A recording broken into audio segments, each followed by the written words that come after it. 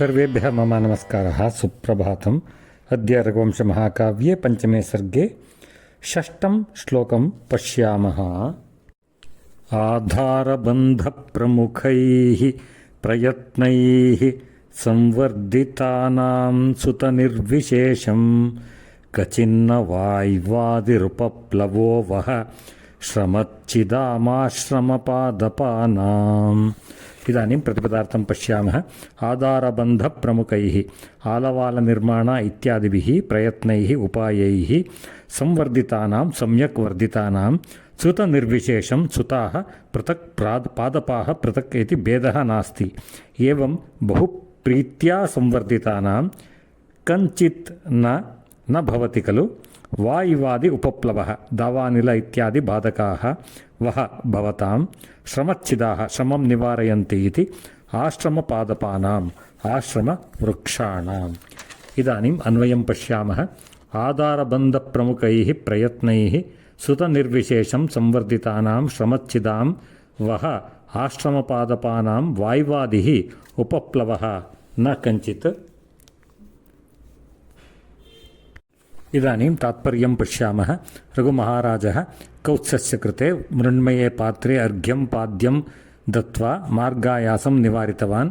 आसन्दे उपवेश्य समीपे अञ्जलिबद्धः सन् गुरोः आरोग्यं कथमस्ति, तस्य तपःकार्याणि कथं प्रचलति इति पृष्टवान्। इदानीं सः आश्रमवृक्षाणां विषये पृच्छन्नस्ति। भवन्तः आश्रमजनाः आलवालनिर्माणं जलपूरणम् आधारस्तम्भनिर्माणम् इत्यादि बहुप्रयत्नैः वृक्षाणां संवर्धनं कुर्वन्ति। संवर्धनकार्ये सुतवृक्षयोर्मध्ये भेदः एव नास्ति। तथा संवर्धिताः सन्ति आश्रमवृक्षाः। श्रमच्छिदाः इत्युक्ते वृक्षाणां मध्ये भवामश्चेत् अस्माकं श्रमः निवारितः भवन्ति। ते कथं सन्ति?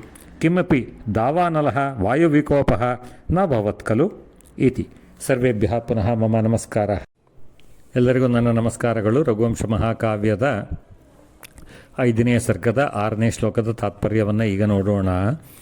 ಅರಮನೆಗೆ ಬಂದಂತಹ ವರದಂತು ಮುನಿಯ ಶಿಷ್ಯನಾದಂತಹ ಕೌತ್ಸನಿಗೆ ರಘುಮಹಾರಾಜನು ಅರ್ಘ್ಯಪಾದ್ಯಗಳನ್ನು ಕೊಟ್ಟು ನಮಸ್ಕರಿಸಿ ಅವರ ಮಾರ್ಗಾಯಾಸವನ್ನು ನಿವಾರಣೆ ಮಾಡಿ ಆಸನದಲ್ಲಿ ಕುಳ್ಳಿರಿಸಿ ಅವರ ಹತ್ತಿರವೇ ಅಂಜಲಿಬದ್ಧನಾಗಿ ನಿಂತುಕೊಂಡು ಆಶ್ರಮದ ಬಗ್ಗೆ ಮುನಿಗಳ ಬಗ್ಗೆ ವಿಚಾರಿಸ್ತಾ ಇದ್ದಾನೆ.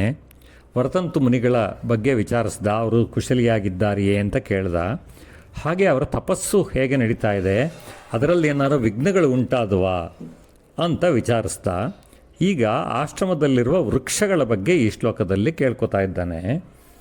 ನೀವು ಬಹಳ ಪ್ರಯತ್ನಪಟ್ಟು ಬಹಳ ಉಪಾಯಗಳನ್ನು ಮಾಡಿ ನಿಮ್ಮ ಆಶ್ರಮದಲ್ಲಿ ವೃಕ್ಷಗಳನ್ನು ನೀವು ನೋಡ್ಕೋತಾ ಇದ್ದೀರಾ, ಅದರ ಯೋಗಕ್ಷೇಮ ನೋಡ್ಕೋತಾ ಇದ್ದೀರಾ, ಬೆಳೆಸ್ತಾ ಇದ್ದೀರಾ, ಚೆನ್ನಾಗಿ ಬೆಳೆಸ್ತಾ ಇದ್ದೀರಾ.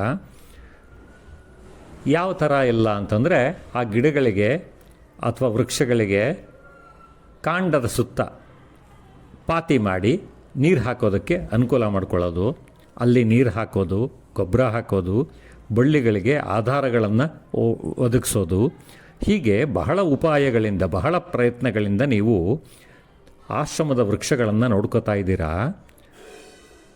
ಇನ್ನೊಂದು ವಿಶೇಷವಾಗಿ ಹೇಳ್ತಾ ಇದ್ದಾನೆ, ಸುತ ನಿರ್ವಿಶೇಷಂ ಅಂತಂದರೆ ನಿಮ್ಮ ಮಕ್ಕಳು ಬೇರೆ ಅಲ್ಲ, ಆಶ್ರಮದ ವೃಕ್ಷಗಳು ಬೇರೆ ಅಲ್ಲ, ನಿಮ್ಮ ಮಕ್ಕಳಂತೆ ಅವುಗಳನ್ನು ನೋಡ್ಕೋತಾ ಇದ್ದೀರಾ. ಇನ್ನೂ ಒಂದು ವಿಷಯ ಹೇಳ್ತಾನೆ, ಶ್ರಮಚ್ಛಿದಾಮ್ ಅಂತ. ಅಂದರೆ ಆ ಗಿಡಗಳ ಮರಗಳ ಬಳ್ಳಿಗಳ ಹತ್ತಿರ ಹೋದರೆ ನಿಮ್ಮ ಆಯಾಸ ತಾನಾಗೆ ಹೊರಟೋಗ್ಬಿಡುತ್ತೆ ಅಂತ. ಅಂತಂದರೆ ಅಷ್ಟು ಒಂದು ಚೇತನವನ್ನು ತುಂಬುತ್ತವೆ ಆಶ್ರಮದ ವೃಕ್ಷಗಳು. ಅಂತಹ ವೃಕ್ಷಗಳಿಗೆ ಏನು ತೊಂದರೆ ಆಗ್ತಾ ಇಲ್ಲ ತಾನೇ. ಅಂದರೆ ಉಪಪ್ಲವ ವಾಯುವಾದಿಭಿ ಉಪಪ್ಲವ ಅಂತಂದರೆ ಹೇಳ್ತಾನೆ. ಅಂತಂದರೆ ಕಾಡ್ಗಿಚ್ಚು, ಬಿರುಗಾಳಿ, ಈ ಥರ ತೊಂದರೆಗಳೇನು ಬರ್ತಾ ಇಲ್ಲ ತಾನೇ, ಅವೆಲ್ಲ ಚೆನ್ನಾಗಿದಾವಲ್ವಾ ಅಂತ ವಿಚಾರಿಸ್ಕೊತಾ ಇದ್ದಾನೆ. ಸರ್ವೇಭ್ಯಃ ಪುನಃ ಮಮ ನಮಸ್ಕಾರः. ಶುಭ ದಿನಂ.